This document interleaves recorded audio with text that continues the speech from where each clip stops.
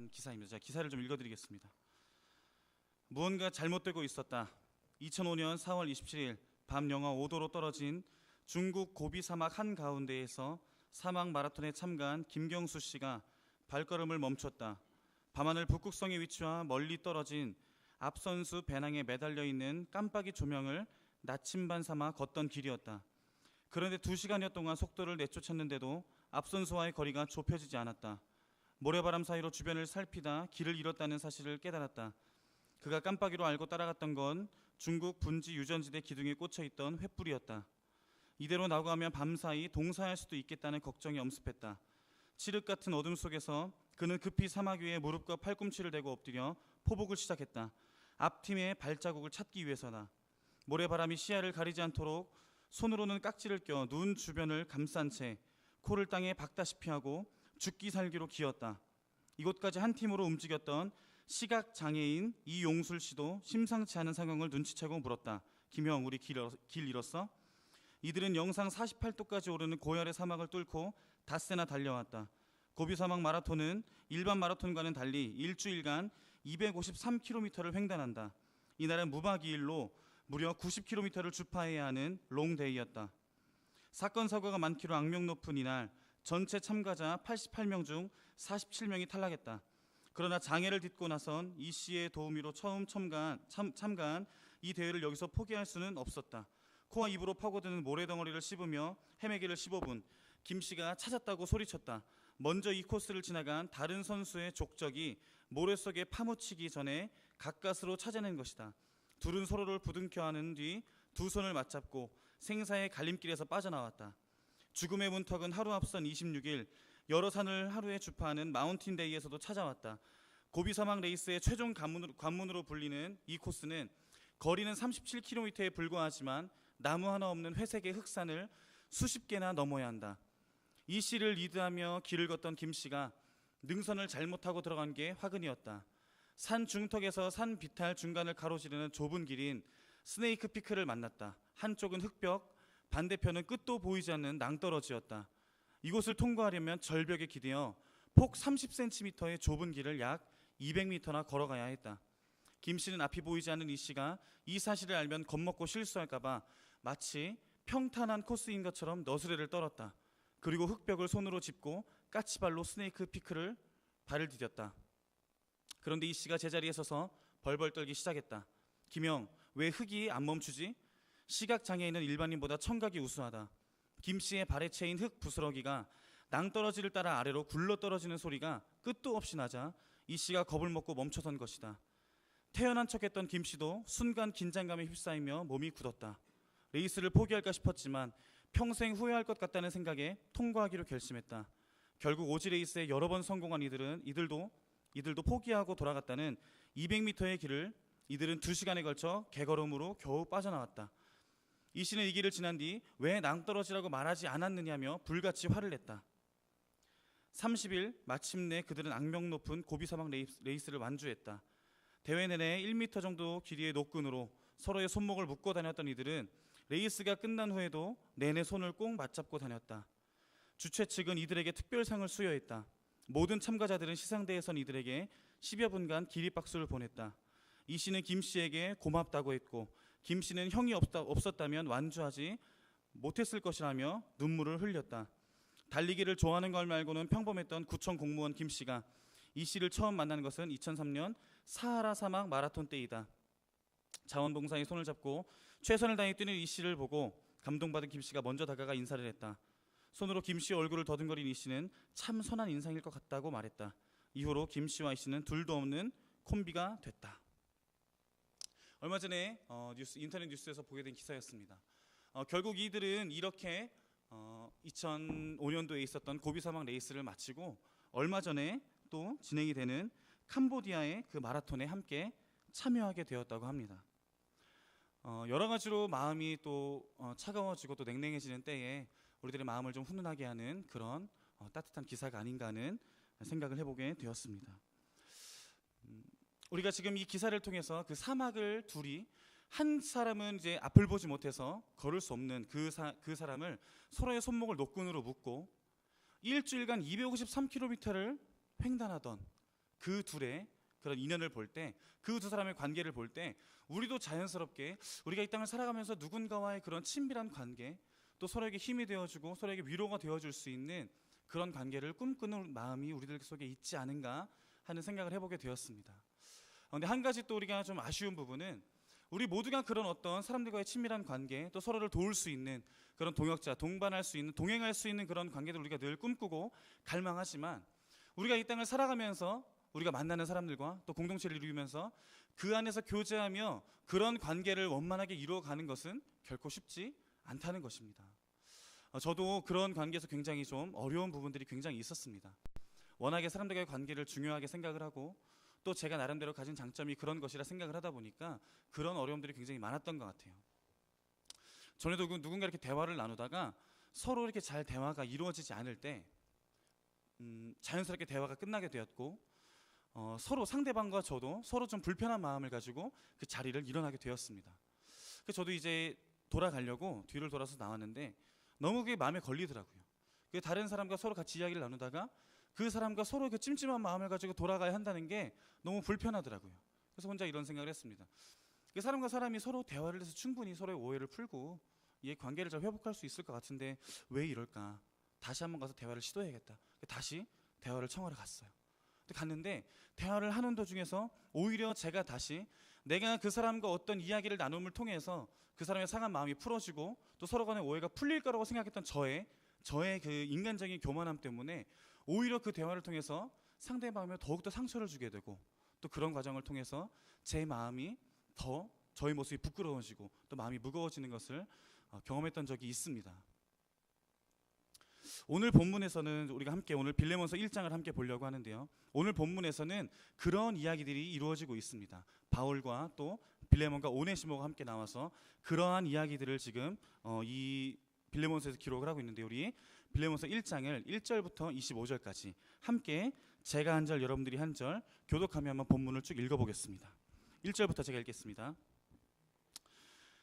그리스도 예수를 위하여 갇힌 자 된 바울과 및 형제 디모데는 우리의 사랑을 받는 자요 동역자인 빌레몬과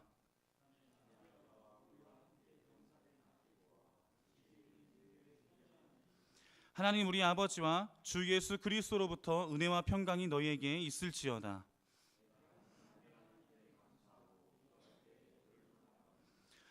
주 예수와 및 모든 성도에 대한 내 사랑과 믿음이 있음을 들음이니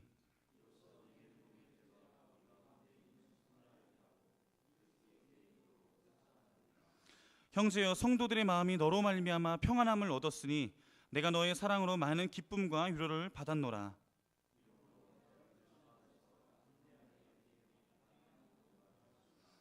도리어 사랑으로서 간구하노라. 나이가 많은 나 바울은 지금 또 예수 그리스도를 위하여 갇힌 자 되어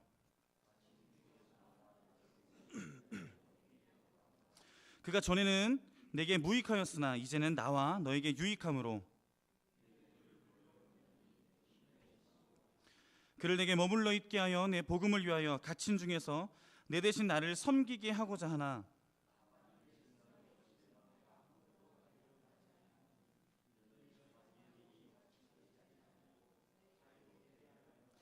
아마 그가 잠시 떠나게 된 것은 너로 하여금 그를 영원히 두게 함이리니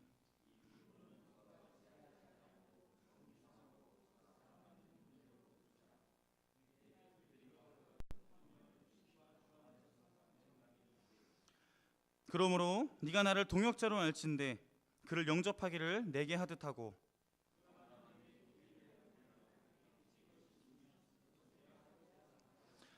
나 바울이 친필로 쓰노니 내가 갚으려니와 네가 이외에 네 자신이 내게 빚진 것은 내가 말하지 아니하노라.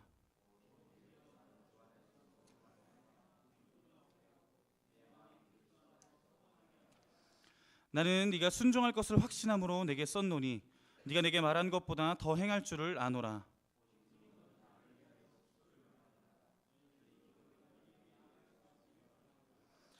그리스도 예수 안에서 나와 함께 갇힌 자 에바브라와 함께 읽겠습니다. 우리 주 예수 그리스도의 은혜가 너희 심령과 함께 있을지어다. 아멘. 함께 읽으신 것처럼 오늘 본문에서는 그 빌레몬과 오네시모의 관계가 되도 그리고 그 관계를 회복하기 위해서 바울이 빌레몬에게 편지를 쓰는 내용으로 오늘 본문이 진행이 되고 있습니다.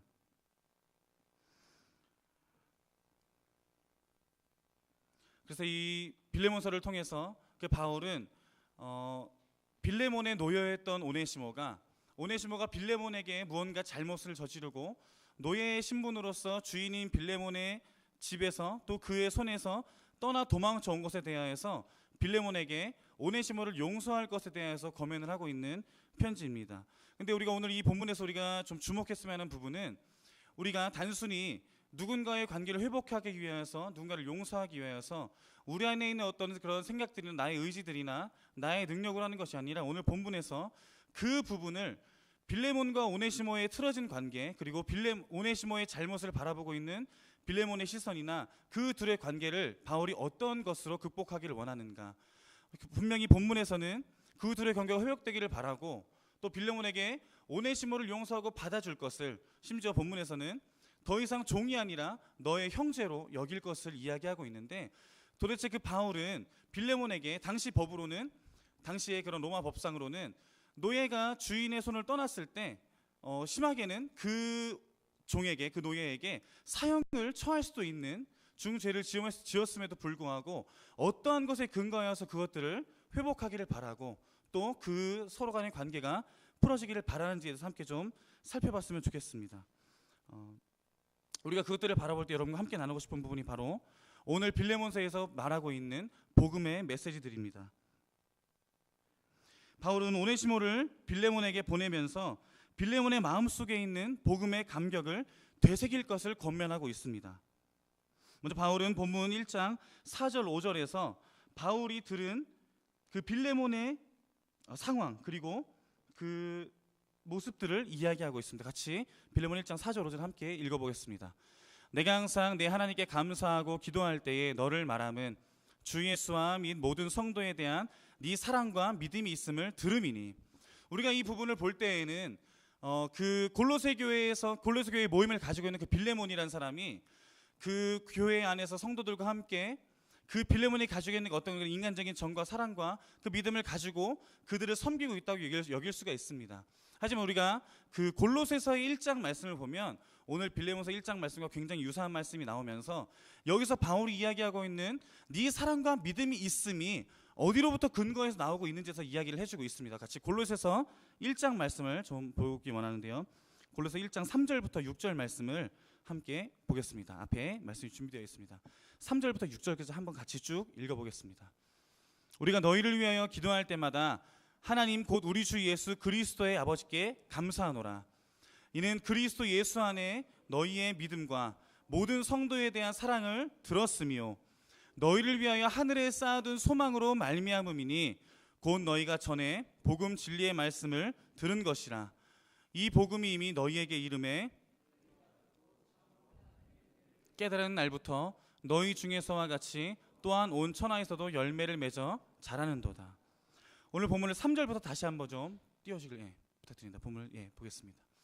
동일하게 빌레몬서와 비슷한 이야기를 하고 있습니다. 우리가 너희를 위하여 기도할 때마다 감사하는 내용이 있다고 말합니다. 그 감사하는 내용이 뭐냐면 예수 안에 있는 너희의 믿음과 모든 성도에 대한 사랑을 내가 들었기 때문에 그것 때문에 내가 감사하는 기도를 드리게 된다라고 말합니다.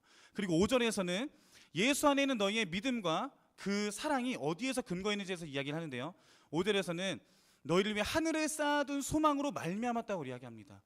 그 골로새 교회 안에 있는 서로를 향한 그 하나님 예수 그리스도를 향한 믿음과 성도들을 향한 사랑이 자신의 마음속에서 나오는 어떤 하나님을 향한 내가 하나님을 믿어봐야겠다, 하나님을 붙들어야겠다는 그런 믿음이 아니라 그 나의 의지에서로부터 기인한 것이 아니라 하늘에 쌓아둔 나의 소망으로 하늘에 쌓아둔 소망에서 말미암았다고 이야기를 합니다. 그리고 그 소망에 대해서 다시 한번 설명하는데요. 그 부분이 바로 복음 진리의 말씀을 들은 것이라고 이야기를 하고 있습니다. 그리고 그 복음이 너희에게 이르렀기 때문에 그 복음이 이미 너희에게 이르렀기 때문에 그 은혜를 깨달은 날부터 그 복음이 얼마나 크고 그 복음이 그 우리들의 삶을 얼마나 사랑하고 얼마나 감사한지를 아는 그 은혜를 깨달은 날부터 열매를 맺어 자라는 도다라고 이야기하고 있습니다. 다시 반대로 이야기를 하면 복음을 듣고 그 복음이 자신들에게 이 땅에서의 소망이 아니라 하늘에 둔 나의 소망이 된다는 것을 깨달았을 때 그리스도를 향한 믿음이 자라나고 그 감격과 그 복음에 대한 은혜, 하늘나라에 쌓아둔 그 소망을 기억할 때에 내가 그 하나님의 사랑, 나를 사랑하시는 그 하나님의 복음의 사랑으로 인하여서 성도들과 함께 교회를 사랑할 수 있게 되었다는 것을 말하고 있는 것입니다. 다시 말해서 현재 빌레몬과 골로새 교회에는 복음을 들음으로써 그리고 그 은혜와 감격으로 말미암은 열매들이 나타나고 있었다는 것입니다. 그리고 바울은 빌레몬에게 빌레몬에게 잘못을 저지르고 도망친 오네시모를 빌레몬에게 다시 보내는 상황에서 빌레몬에게 단순히 그냥 오네시모를 다시 보낼 테니까 용서해 줘라라는 메시지를 하기보다는 먼저 빌레몬 마음속에 빌레몬이 그 복음을 받아들이고 감격했던 그 복음에 대한 감격을 다시 한번 상기시키고 있는 것 같은 느낌을 받을 수 있었습니다. 그리고 더 나아가서 빌레몬에게 네 마음속에 있는 그 복음에 대한 감격을 다시 한번 회복했으면 좋겠다. 네가 그 복음을 받아들였을 때 그 기쁨을 다시 한번 생각을 해봤으면 좋겠다. 내가 그 사실을 인하여서 내가 굉장히 감사하고 있다라는 말을 한 이후에, 그리고 오늘 본문 빌레몬서 1장 17절부터 19절의 이야기를 하고 있습니다. 같이 오늘 17절부터 19절을 읽어보겠습니다. 그러므로 네가 나를 동역자로 알진대 그를 영접하기를 내게 하듯 하고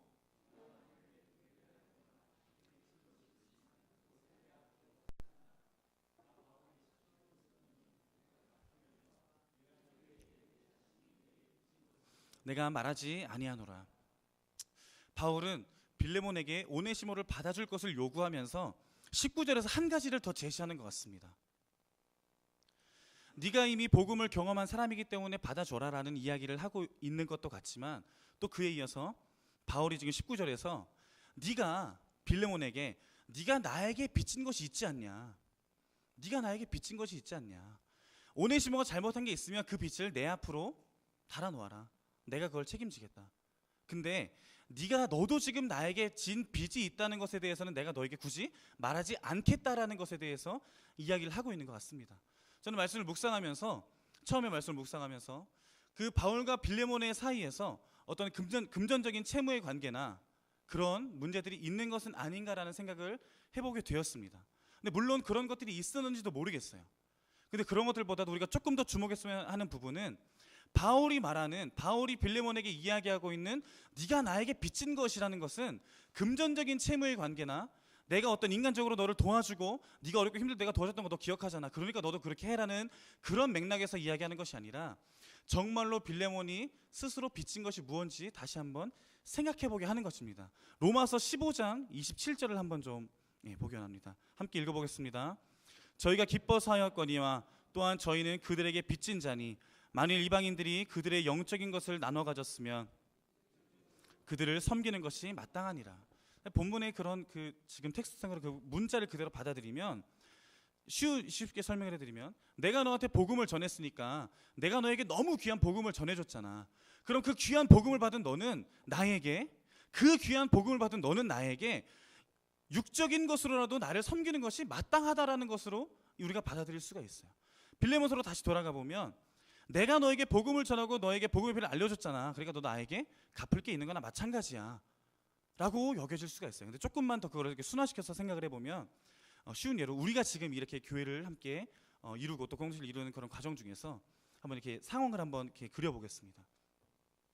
우리가 주일 예배를 드리면서 또 이렇게 또는 뭐 어떤 수련회를 가서 아니면 어떤 집회 그런 뜨거운 목문 새벽 부흥회나 새벽 기도회나 아니면 뭐 그런 이제 뭐 저녁 기도회 같은 때에 함께 하면서 기도를 하면서 전해지는 말씀을 듣고 그 말씀이 마치 나를 위해 준비한 것 같은, 지금 전해지고 있는 말씀이 마치 나를 위해 전해지는 하나님이 나를 위해 준비한 말씀이구나라는 확신이 들면서 아주 굉장히 감사한 마음이 들 때가 분명히 있죠. 그런 기억들이 분명히 있으실 겁니다.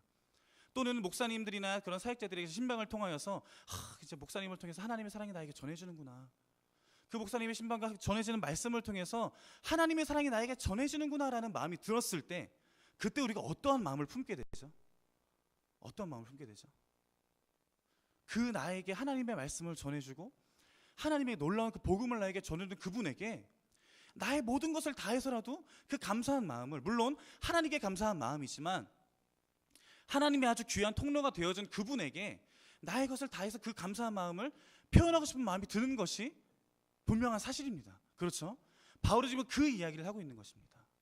바울은 그 이야기를 하고 있는 거예요. 빌레몬에게 단순히 금전적인 어떤 그런 채무의 관계를 말해서 네가 나에게 빚진 게 있어라는 걸 말하는 게 아니라 복음을 향하여 빚진 마음을 말하고 있는 것입니다. 복음을 향하여 빚진 마음, 복음을 향하여 빚을 졌다는 게 무엇일까요? 그 복음이 나에게 감격으로 다가오는 이유가 무엇입니까? 한번 반대로 질문해 볼게요. 복음을 기억하고 십자가를 기억할 때 어떤 때는 주님, 나를 위해 죽으신 주님을 생각하면 마음이 막 무너져요. 마음이 막 울컥울컥해서 주님 이렇게 될 때가 있어요. 근데 때로는 그렇지 않을 때가 있어요. 나를 위해 죽으신, 나를 위해 진 십자가라고 이야기를 하는데 나를 위해 지셨구나. 그랬구나. 그래, 그랬구나. 머무를 때가 있어요. 그 차이가 무엇일까요? 저도 최근에 그런 고민을 정말 많이 했습니다. 왜 그럴까요? 제 스스로 제가 돌아봤을 때 느꼈던 마음은 뭐냐면 십자가를 바라보고 복음을 바라보면서 그 십자가가 나에게 감사하게 느껴지지 않는 이유는 십자가가 나를 위해 죽으신 십자가로 말하는데 내가 그만큼 죽을 죄를 짓지 않았다고 생각하기 때문인 것 같더라고요.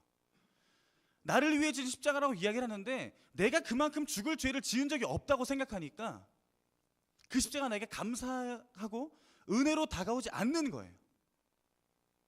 여기서 말하는 복음의 빚진 자, 복음의 빚을 진 것은 우리도 하나님의 사랑으로 새 생명을 얻은 빚진 죄인이지 않냐.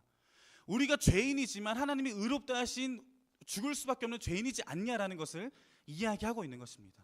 우리 에베소서 2장을 좀 보면서 성경에서 우리의 그 죄악된 모습들과 우리의 그 죄에 사로잡혀 있는 모습을 하나님이 어떻게 구원하시고 이끌어오셨는지 한번 좀 살펴보기 원합니다. 2장 1절부터 10절까지 한번 천천히 한번 읽어볼게요. 2장 1절부터 10절까지 함께 읽겠습니다. 시작. 그는 허물로 죄로 죽었던 너희를 살리셨도다. 그때의 너희는 그 가운데서 행하여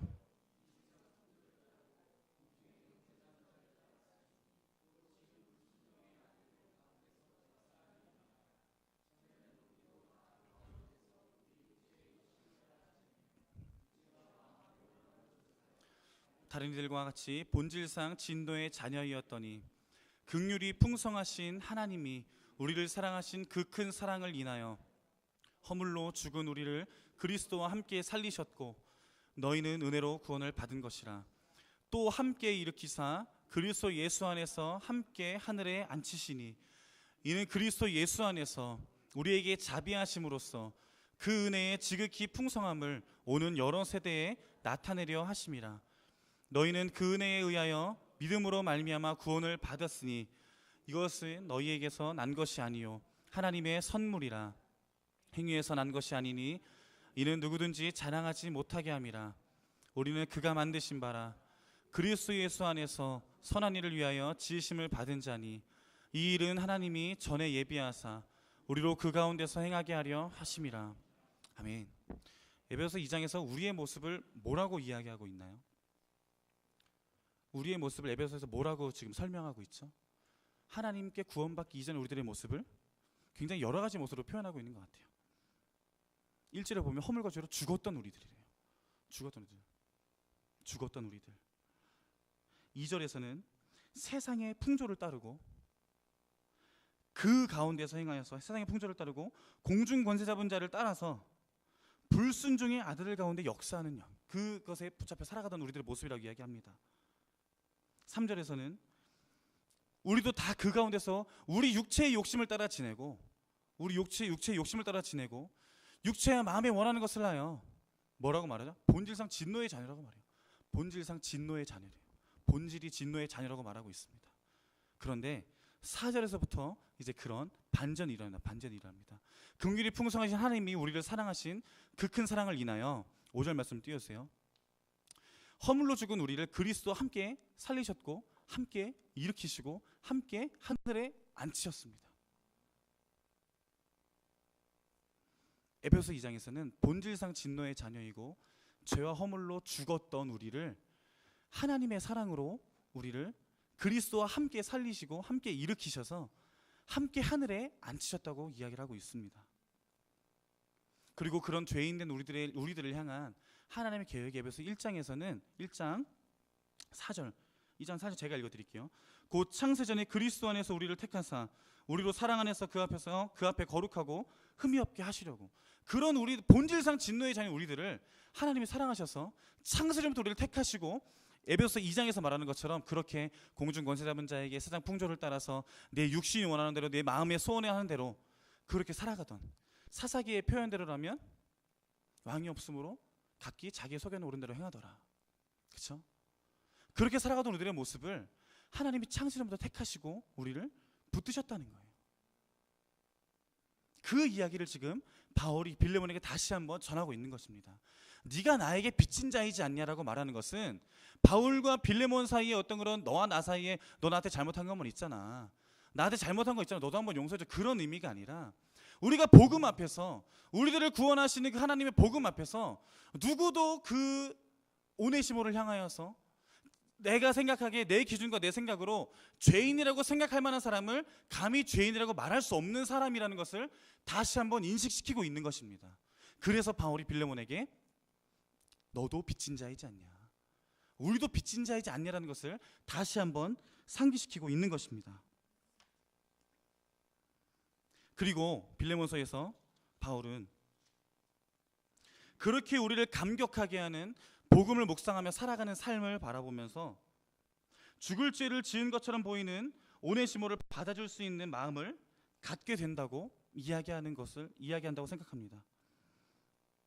그리고 그런 다른 지체들, 오늘 본문에서는 그 죄인이라고 생각했던, 죽임을 당할 정도의 죄를 지은 도망친 노예, 죄인이라고 생각했던 오네시모가 더 이상 죄인의 신분이 아니라 바울은 아주 유익한 사람이라고 이야기를 합니다. 우리에게 유익한 사람이다. 근데 그 유익하다는 게 이제는 사람이 괜찮은 사람이 됐어, 굉장히 괜찮은 사람이 돼가지고 돌려보내면 이제 전부 다 말도 잘 듣고 더 일도 잘하고 더 성실한 노예가 될 거야라는 그런 의미가 아니라 어떤 부분에서 유익한 것이냐면 그 유익함에 대해서 빌레몬서 1장 6절 7절에서 이야기했습니다. 6절 7절 함께 읽겠습니다. 시작.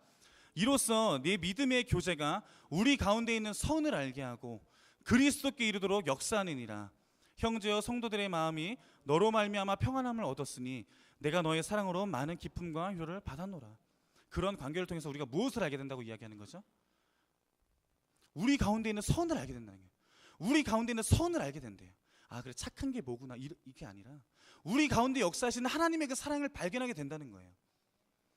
빌레몬이 자신의 생각과 당시의 율법상으로는 오네시모를 불러다가 얼마든지 처형을 하고 벌을 줄 수도 있는 상황이었지만 그를 받아들이는 그런 과정을 통하여서 나를 사랑하셨던 하나님의 사랑을 빌레몬도 스스로 깨닫게 되고, 오네시모도 내가 돌아가면 빌레몬에게 죽임을 당하지 않을까 염려했던 그 마음이 바울이 전했던 복음, 그리고 빌레몬이 실천하고 있는 자신이 경험했던 복음을 통해서 오네시모도 자신의 삶에서 경험하는 복음을 경험하게 된다는 것입니다. 빌레몬서 한 장 되는 빌레몬서죠. 제가 조금 이제 부끄러운 이야기지만 우리 중고등부에서 있었던 일입니다. 빌레몬서를 같이 묵상하자고 이렇게 연락을 했는데 한 분이 이렇게 하시더라고요. 모임 때 같이 모여서 함께 빌레몬서 봅시다라고 했더니 아, 빌레몬서요? 빌레몬서가 있어요? 라고 하더라고요. 아, 저는 전사님이 문자로 빌립보서를 잘못 쳐서 빌레몬서라고 쓰신 줄 알았어요. 그래서 본문을 못 읽었어요 라고 말하더라고요. 제가 그때 문자를 보내면서 한 장이니까 빌레몬서 몇 절부터 몇 절까지 볼게요라고 안 했거든요. 그래서 제가 그냥 우리 함께 빌레몬서를 좀 보고 함께 나눕시다라고 이야기를 했더니 아, 빌립보서를 잘못 누른 줄 알고 그냥 왔대요. 그래서 빌립보서 읽을까 하다가 다 읽기 어려워가지고 그냥 왔다고 이야기를 하더라고요. 혹시 이 중에도 그런 분이 혹시 계시진 않나요? 저도 빌레몬서 이 한 장, 66권 중에 그래도 엄연히 한 권이죠, 그렇죠? 한 권이 빌레몬서를 묵상하면서 사실 제가 여러분들에게 드리고 싶은 이야기는 우리가 복음을 잘 묵상할 때 우리의 틀어진 관계가 회복됩니다. 이런 이야기도 물론 있지만 조금 더 여러분들에게 이야기 나누고 싶은 것은 무엇이냐면 복음이 우리의 틀어진 관계를 회복시키는 열쇠가 될 수도 있지만 그것보다도 우리가 지난 한 해를 돌아보면서 나를 아프고 힘들게 했던 일들이 분명히 있지만 또 그 복음을 내가 복음을 묵상을 통해서 그걸 문제 해결될 수도 있지만 그 이전에 우리가 그 문제들을 바라보고 틀어진 관계들을 바라보면서 이걸 어떻게든 씨름하는 시간에 우리가 조금 더 복음을 묵상해 보면 어쩌면 내가 문제라고 여겼던 그 문제들이 복음을 묵상하는 과정 가운데 문제로 여겨지지 않게 되는 역사가 여러분들이 있기를 진심으로 소원합니다. 저는 빌레몬서를 묵상하면서 복음투성이라는 설교 제목을 정하게 된 배경이 바로 거기에 있습니다. 저도 처음에는 말씀 묵상하면서 6절에서 말하고는 믿음의 교제가 무엇일까? 우리가 이 땅에서의 그 지상교회를 이루고 살아가는 우리들의 모습 가운데 믿음의 교제가 무엇일까? 제가 담당하고 있는 중고등부, 또 제가 속해 있는 공동체, 우리 교회는 믿음의 교제가 있으려면 어떻게 해야 되나? 그래, 사랑과 믿음으로 서로 섬겨야겠구나. 그래, 사랑과 믿음으로 섬겨야겠구나. 근데 그 이전에 그 사랑과 믿음이 무엇에 근거하고 있는가 생각해 볼 때 예수 그리스도의 복음이라는 거예요. 예수 그리스도의 복음. 빌레몬서에서는 바울이 빌레몬에게 또 오네시모에게 전했던 복음의 감격이 있고요. 그 바울이 골로새 교회를 위하여서 편지를 쓰고 또 기도하면서 그들과 함께 누리길 원했던 그 바울의 마음에 가득한 복음의 감격이 빌레몬서를 통해 느껴지더라고요. 그리고 또 하나, 편지를 받아 읽고 있는 빌레몬의 마음 가운데도 그 복음의 감격이 가득 찬 것이 느껴지더라고요. 그래, 맞아. 내가 빚진 자인데, 내가 그 하나님의 사랑에 빚진 자인데 내가 오네시모를 용서할 수밖에 없지. 아니, 내가 오네시모를 벌하려고 생각할 수 없지. 그리고 무엇보다도 오늘 본문에서 복음의 가장 큰 그 은혜를 입고 있는 오네시모의 모습이 떠올랐습니다. 바울에게 복음을 듣고 복음이 무엇인지 귀로 들어 알고 있었지만 저는 오늘 이 빌레몬서의 사건을 통하여서 오네시모 입장에서는 그 복음이 무엇인지를 자신의 삶으로 실감하게 되는 역사가 있었을 것이라 생각합니다. 자기 스스로도 내가 지금 빌레몬에게 돌아가면 죽임을 당할 수밖에 없는 죄인이라고 생각을 하고 있었지만 그런 두려운 마음을 가지고 빌레몬에게 돌아갔을지 모르겠어요. 내가 돌아갔을 때 빌레몬이 내 잘못을 이야기하면 나를 죽이지 않을까, 나를 법정에 넘기지 않을까, 두려운 마음이 있었을지 모르겠어요. 근데 빌레몬에게 돌아갔을 때 빌레몬이 용서를 하는 그런 내용의 이야기들을 추측을 해볼 때 누구보다도 죽을 수밖에 없는 나를 살리는 것이 복음이구나, 죽을 수밖에 없는 죄인인 나를 살리는 유일한 것은 복음이구나라는 것을 오네시모가 가장 마음 깊이 경험했을 거라 생각합니다. 그리고 그 오네시모의 모습, 그리고 오늘 바울과 빌레몬과 오네시모의 모습을 생각을 해볼 때 이 한 장의 성경의 수많은 성경들 중에서 25절밖에 되지 않은 그 편지 한 장이죠. 이 편지 한 장의 빌레몬서 이 편지 한 장에서 아주 깊은 그 복음의 메시지가 우리들에게 전해지고 있는 것을 여러분들과 함께 나누고 싶었습니다. 오늘 본문에서 이야기하는 오네시모가 우리들의 모습 아닌가요? 죽을 수밖에 없는 죄인이고 나를 종이 아니고 나를 죄인이 아니라 의인으로 여겨주시고 의인으로 여겨달라고 나를 변호하시는 그 주님의 사랑을 기억할 때 우리가 빌레몬서를 묵상하며 그런 우리를 사랑하는 그 하나님의 사랑과 또 그런 사랑을 입은 우리들의 모습을 돌아보며 감격하는 시간이 되기를 소원합니다. 우리가 지난 한 해를 돌아보며 또 내년 한 해를 준비하면서 우리가 좀 그러한 관점을 가졌으면 좋겠어요. 우리가 당장 눈앞에 보여주는 문제를 내가 지금 이것을 오늘 본문대로라면 오네시모를 벌할까 말까에 대해 우리가 집중하고 씨름하기보다도 우리가 지난 시간들 동안에 내가 생각하기에는 아프고 어려운 시간들이 있었을지 모르겠지만 그 가운데에서도 끊임없이 나를 향하여서 하나님의 그 도움의 손길을 허락하시고 또 그 안에서 그런 우리를 사랑하는 하나님의 그 마음을 묵상하길 원하셨던, 그리고 끊임없이 전해주셨던 그 사랑을 돌아보며 그 사랑을 붙들고 묵상하며 지난 한 해를 감사하는 시간이 되었으면 좋겠고요. 내년 한 해를 우리가 계획하고 또 기대하면서 어쩌면 모르겠어요. 올해가 너무 힘들어서 내년을 받아들이는 마음도 무거운지 모르겠어요. 하지만 우리가 2014년을 바라보면서 비록 문제가 있고 어려운 일이 있을 수 있어요. 오늘 본문처럼 사람들과 관계 때문에 힘들어하는 일이 있을 수도 있을지 모르겠습니다. 하지만 그런 것들보다도 그런 문제 속에서도 끊임없이 나에게 다가오는 그 하나님의 사랑의 메시지, 그 복음의 메시지를 기대하는 마음으로 오늘의 설교 제목처럼 우리들의 삶이 복음투성이의 삶이 되기를 진심으로 소원합니다. 함께 같이 기도하기 원합니다.